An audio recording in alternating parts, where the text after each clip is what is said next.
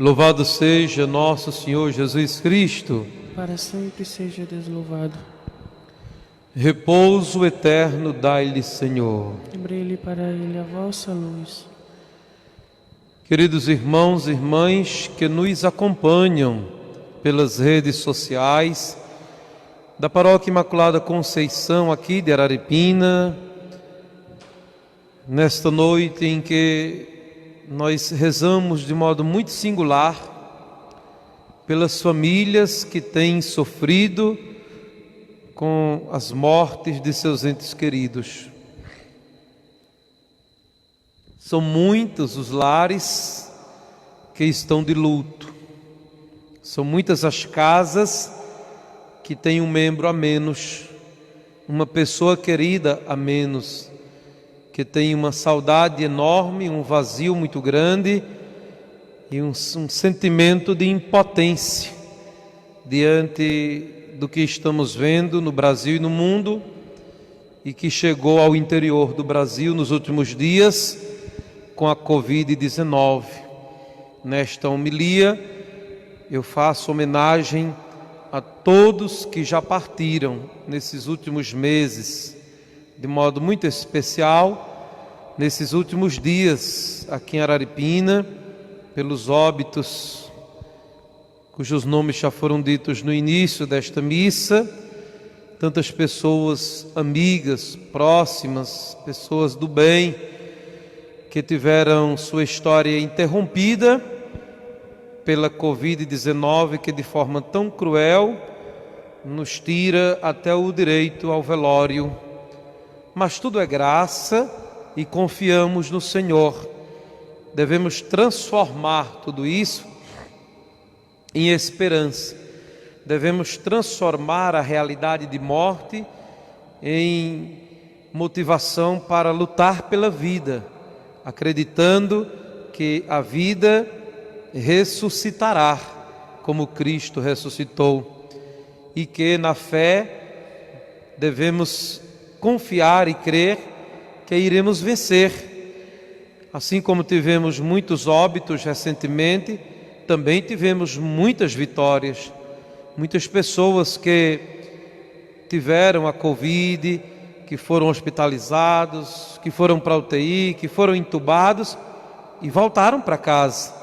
Então, ao mesmo tempo que temos lágrimas em muitos lares, temos também muitos motivos para agradecer a Deus pelas pessoas que superaram o medo, superaram o tratamento, superaram o coronavírus e estão em casa trabalhando, contando a história. São inúmeros os que se recuperaram. O que fica é aquela consciência pesada de todos nós, em especial das autoridades. Uma pergunta que não quer calar: será se fizemos tudo o que deveríamos ter feito? Será se fomos de fato absolutos no combate à Covid-19? Será se a sociedade, os poderes constituídos, será se todos trabalharam mesmo incansavelmente para evitar essas mortes o máximo possível? Se sim, consciência limpa e tranquila. Se não, houve negligência e cada pessoa que foi ou cúmplice, ou que relaxou, ou que não tomou as providências a tempo, tem parte na morte e na lágrima de cada família, sobretudo quem tinha as condições em suas mãos, o poder para decidir o combate ao coronavírus e não fez como deveria. Mas Deus haverá de prover um tempo de superação. Hoje, com a comunidade, com toda a paróquia, a família Pereira Matias, eu rendo graças a Deus pela vida eterna do meu pai, Fernando Pereira Matias, que há 6 anos, dia 11 de agosto de 2014, há 6 anos atrás, ele encerrou sua vida entre nós e está com Deus. E hoje eu ofereço essa missa por ele, assim como por todos os que já partiram e que homenageamos nesta Santa Eucaristia.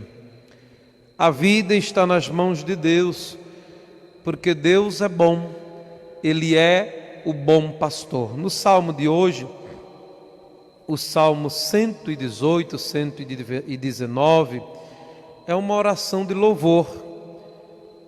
Como é doce ao paladar vossa palavra, ó Senhor. Que palavra mais bela e saborosa, como é bom ouvir o salmista cantar. Como é doce ao paladar vossa palavra, ó Senhor. Assim como poderíamos dizer como é dura a realidade da morte ressoando em nosso ouvido. Fulano morreu, teu pai faleceu, como o pai de seu Dedício que faleceu hoje. Fulano morreu, como faleceu Isaías, o filho de Dona Francisca, ontem, e que já tinha falecido o pai e a irmã dele. Como é dolorida, árdua esta palavra de morte. Por outro lado, como é doce a palavra de Deus em nosso ouvido.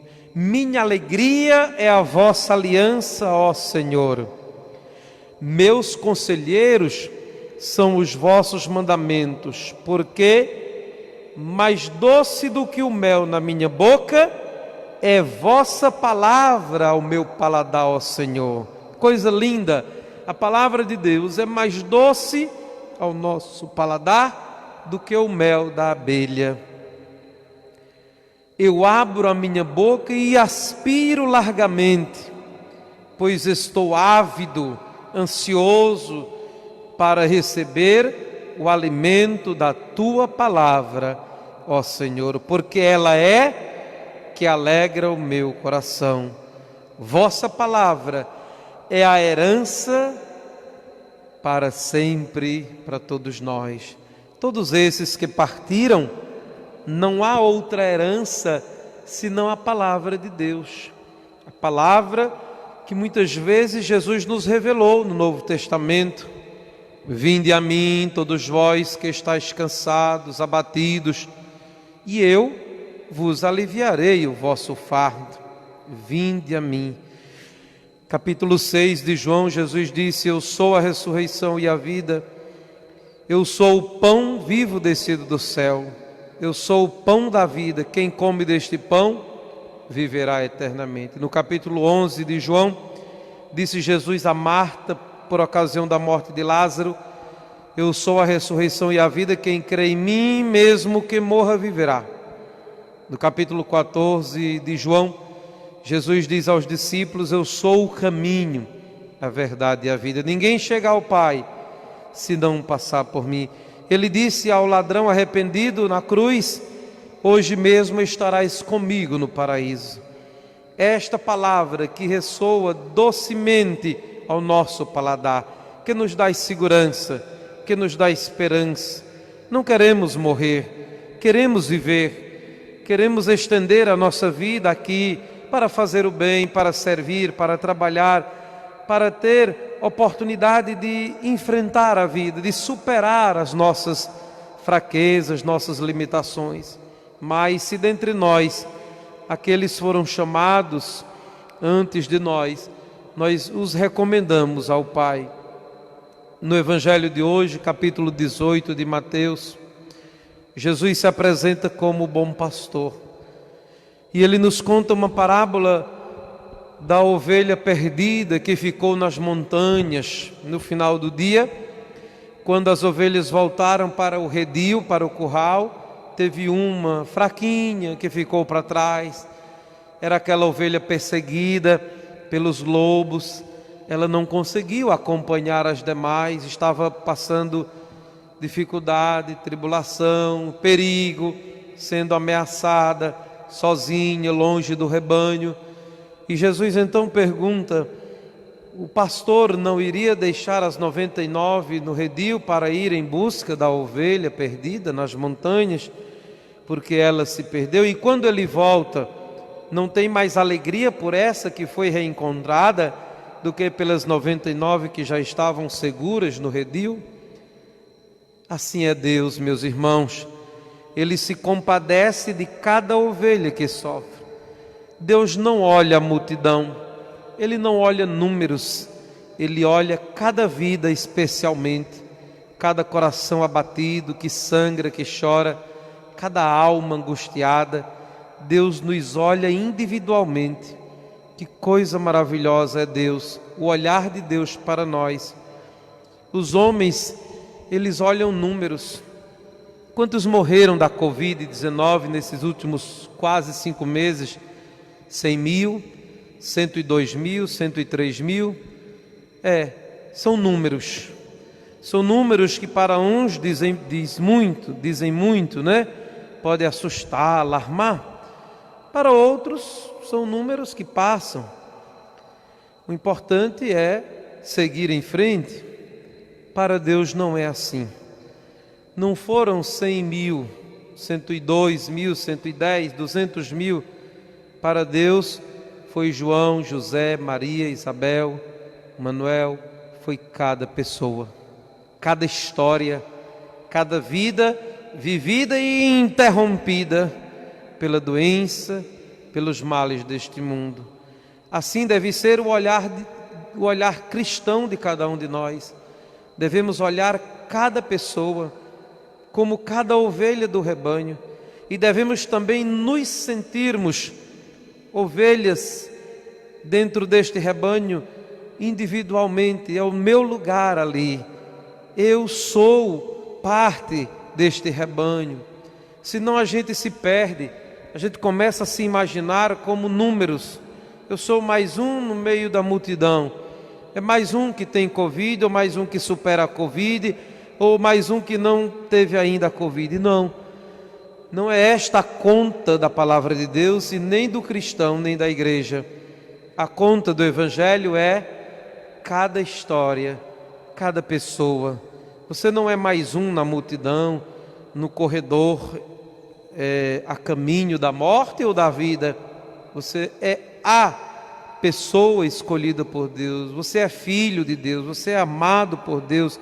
Você veio ao mundo para construir a sua história, seja qual for a realidade, de alegria, de sofrimento, de preocupação, de embate todos os dias.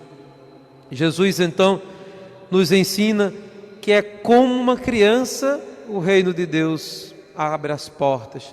Devemos ser como as crianças. Ele pegou uma criança no colo, depois disse aos discípulos: em verdade eu vos digo, se não vos converterdes como uma criança, não entrareis no reino dos céus. Quem se faz pequeno como uma criança, esse é maior no reino dos céus. E quem recebe essa criança, a mim recebe. Isto é, o coração humilde, coração despojado, desprendido, um coração capaz de amar. Eu acredito que um grande ensinamento para todos nós nesta pandemia deve ser o desprendimento, despojamento. A gente precisa aprender a se despojar, se desprender-nos dos bens materiais, porque eles são superficiais, eles não nos salvam. Desprender-nos de certos caprichos e de certas prisões que tem dentro de nós. Desprender-nos até do apego às pessoas, cuidar, amar, sentir, sim, mas numa liberdade, porque cada pessoa, como eu disse, é uma história individual que Deus permite viver neste mundo. O desprendimento é tão importante. Esses dias a gente tem visto que morre o rico e morre o pobre, morre o bom e morre o mal, morre o idoso, morre o jovem, morre o que estava doente e morre o que estava sadio. De certo modo, então, uma das grandes mensagens desta etapa da história, da vida, da humanidade, é que esta pandemia nos nivela. Claro que deveríamos saber disso já desde sempre, né? A morte, ela é niveladora, ela já revela isto, todos somos iguais na hora de chegar à morte, cada um com seu pecado ou com sua bondade. Mas esta pandemia veio nos lembrar esta realidade, que não tem ninguém maior, nem menor, nem melhor, nem pior. De fato, estamos todos diante desta realidade. Estamos todos no mesmo barco, com exceção daqueles que se acham que estão fora desse barco, daqueles que às vezes têm certos privilégios, que ao invés de se unirem no combate a esta doença, querem puxar para a sua sardinha na corrupção, no interesse, no oportunismo. Tantas pessoas morrendo de fato, realmente, muitas pessoas que estão partindo, e tem aqueles que não se sentem humanidade, que não se sentem família humana, que neste momento estão com outras preocupações, com outros interesses, que neste momento, oportunamente, estão ridicularizando a realidade de tantas famílias, porque a ambição e a ganância, seja de poder, de dinheiro, fala muito mais alto. Até no discurso religioso, infelizmente, alguns aproveitam este momento de dor e de sofrimento para ter ibope de mídia, de fama, de sucesso, em cima do sofrimento, da carência, do momento tão sensível que se encontra o nosso povo.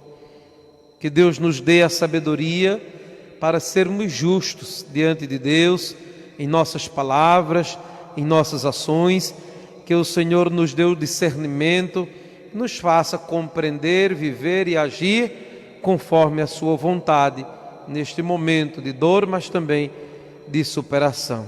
Que os nossos irmãos falecidos repousem em paz, que encontrem em Deus um juiz compassivo e uma casa para a vida eterna, na alegria e no louvor de Deus. Louvado seja nosso Jesus Cristo.